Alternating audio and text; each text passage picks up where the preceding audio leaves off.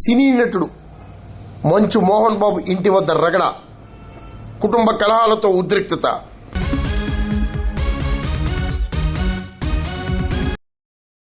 తెలంగాణ రాష్ట్ర రాజధాని హైదరాబాద్ జూట్పల్లిలో సినీ నటుడు మాజీ ఎంపీ మంచు మోహన్ బాబు ఇంటి వద్ద రగడ ఏర్పడింది.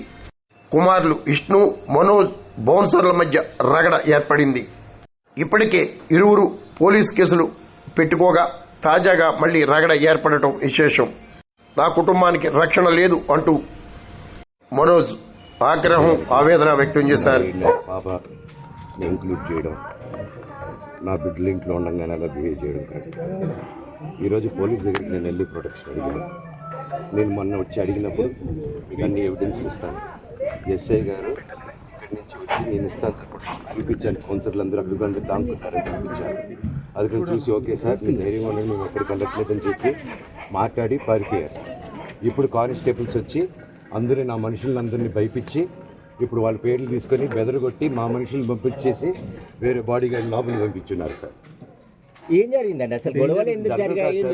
డిపార్ట్మెంట్ ఎందుకు వన్ సైడ్ తీసుకుంటున్నారు? కంప్లైంట్ తీసుకున్న తర్వాత వాళ్ళకి ఏ అధికారం ఉంది? నా ప్రొటెక్ట్ చేసే మనుషులు పంపించేదానికి అధికారం ఉంది. ప్రపంచంలో అందరినీ కలుస్తాను సార్, బయలుదేరి.